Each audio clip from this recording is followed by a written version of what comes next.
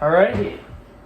Nice to meet you. Would you like to say your name for the camera? Or? My name is Tom Robar. Alright. Nice to meet you, Tom Robar. If I could have you sign this consent form, it basically just says you're consenting to kind of be the little subject of my interview here. And it also says that you can withdraw consent at any time, or if you feel like you're sharing something too personal that you don't want to share, we can stop. Sounds good to me. Alrighty. Let's show that to the camera. Got that consent. Alright, Tom. So, what did we come here to talk about today? I think we came to talk about soccer. Soccer. Why do you want to talk about soccer? Well, I am a soccer player. Oh. And it happens to be my favorite sport. Oh, your favorite sport? Yes. Why is it your favorite? I would say, one, it's one of the only things I was ever good at. And two, I've done it since I was young. Oh, since you were young. So, like, how young are we talking? I think I was 4 the first time I joined a team. Oh, that's fun. That's Very fun. Yeah. Well, I mean, 4 years old is a pretty young age to be playing soccer. Yes. Do you feel like your passion grew for the sport as you aged, or as you felt like you were the best, or you got better? It's tough to say. I think I was definitely better than my peers at that age, and that probably gave me more motivation to continue. And I got a lot of support from my parents and other peers, so. Oh, how did the support from your parents kind of make you feel? Did that make you feel like boosted into playing, or like how did that make you feel? Yeah, boosted is a good word to describe it. I think the more I did it, the more they encouraged it, and loved them for paying for all that when I was a kid up till the end of high school, which I was very lucky. Yeah. No, yeah, soccer can get kind of expensive. I played soccer when I was younger, and Did you? yeah, I did, but it can get pretty expensive. Yes. So being in soccer, are you currently playing soccer still? I am. I play at the college. Oh, on the men's team then? On the men's team, yeah. How do you feel about that? How are they doing? We're struggling at the moment. It's my second year. Mhm. Gotta start winning some games at some point. But Yeah? I enjoy it. Yeah? When you say you enjoy it, what do you kind of mean by that? I enjoy my teammates. I think they're fun to be around. And I enjoy waking up at 7 o'clock every morning and going to the field and practicing and running around. It's good for my health. That it is. So you say you wake up at 7 in the morning. I know that's kind of early for some people, especially in college. What kind of gets you out of bed to going to those practices? I think, other than my alarm, it's the fear of my peers or my coach thinking poorly of me. We have a system actually where if you're late, you'll have to spin this wheel thing. And this wheel, it has a bunch of punishments on it, and it could range from after practice you gotta clean the locker room, or after practice you gotta collect all the balls that we used, to like running things. So like you gotta run up and down the field 10 times, or run in a pattern for this amount of time, which that'll get you up in the morning. That would definitely get me up in the morning. When you said it's kind of like, if it's not your alarm, it's kind of fear that pushes you out of bed in the morning, of like, is it kind of fear of like judgment from your teammates or your coach? Or is it fear of they're going to say something that you're not going to really like? Or what do you mean by fear? Maybe fear is the wrong way to put it, but it's more like extra motivation by them. Like you don't want to disappoint them or make them think that you're less because you can't get up in the morning. Yeah, that makes a lot of sense actually.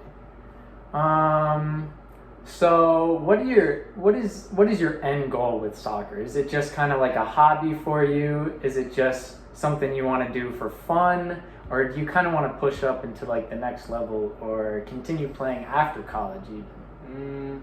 When I was younger, maybe that was my thought that I would play after college, but after high school, I realized I'm a very skinny, non-athletic kid at some points, and maybe college will be the end. But I hope to keep playing. Maybe my future child will play with me, or I'll play in some adult amateur league, something to stay healthy. Yeah. That's probably my goal, like you said, would be to stay healthy and do something that I enjoy. Yeah. Yeah, I think staying healthy is a really important or really big part of what soccer is, since it's so much running. Kind of going back to the team dynamic itself. How do you feel about the team dynamic? Team dynamic.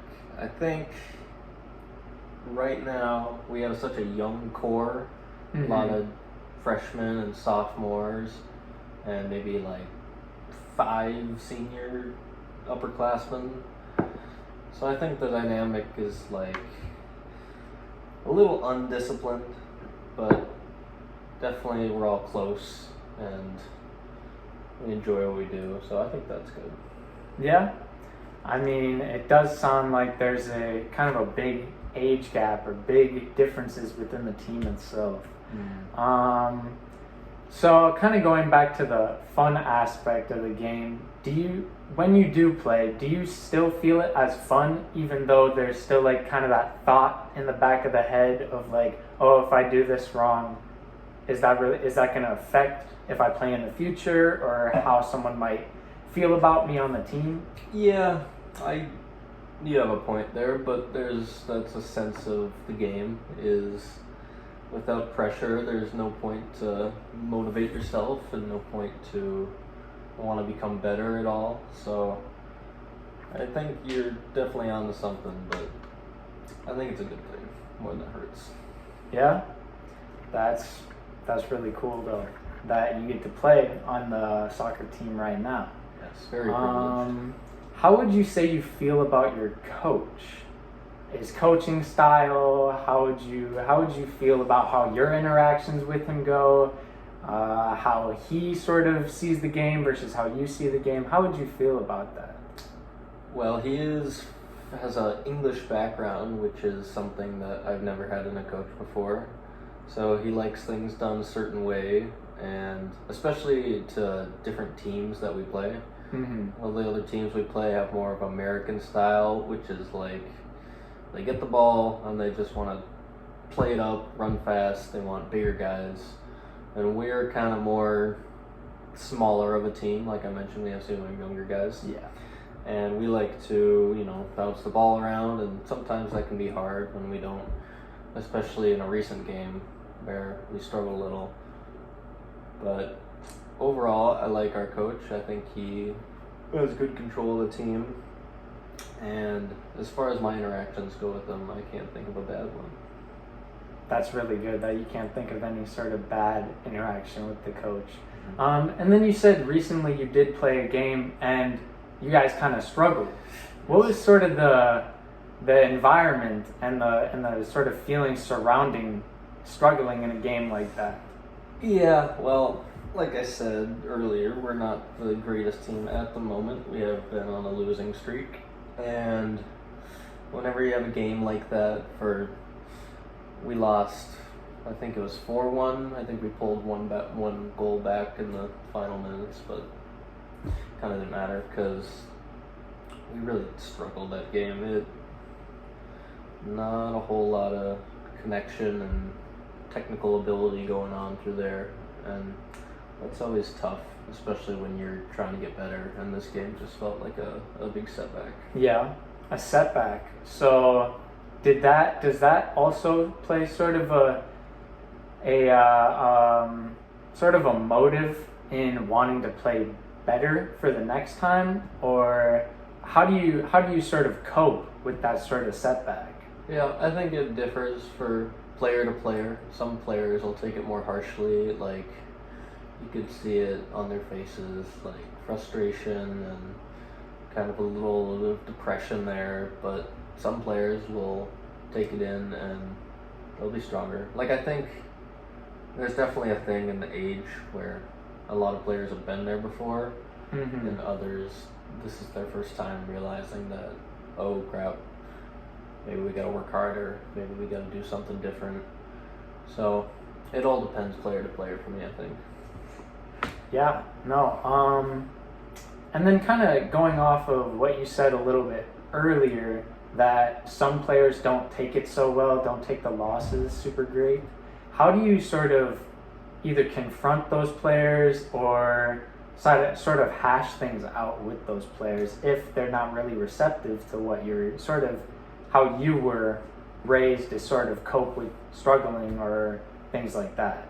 Yeah, I think that's where you turn to your leaders, whether that's our coaching staff or our captains or a leader group on the team, or even unofficial leaders, people that you can look up to, older classmates or more outspoken ones, and it's their job to realize that people may be frustrated or struggling and keep their hopes high and tell them what they can do better or give them the space that they need. Maybe it all depends on, like I said, player to player, but you got to know how and what they need. Yeah, that's a really good point. And you said that you guys have sort of a team leadership program there. Do you have any aspirations to sort of get onto that team leadership in the future? Well, I mean, like in high school and throughout my previous soccer experience, I think same for everyone on the team. They've always been, that guy. They've always been the captain of their team. And now when you go to college, everyone has that experience and everyone knows what it's like to be there. But there can only be 3-4 captains. There can only be a certain amount of leaders. And I think right now that's not my role. I think I better back off. I'm not as outspoken as some are, but just because I'm not technically a leader doesn't mean I can't voice my opinion or help some people out if they're struggling. So yeah, of course. I think it's a really good idea that you, even though you might not be in sort of that outspoken role, that you can still sort of be a leader in your own way. Kind of going forward, do you see soccer right now or versus when you were in high school as sort of a positive or sort of a negative impact on your life? I think a bit of both. Probably more positive, but being a student athlete has got to be the hardest thing in the world. Like, you can't go from missing classes for traveling to games, missing assignments because you got to go practice, or even getting back from practices exhausted and then having to help your friend with some homework or do your own homework. It's all about having a rigid schedule.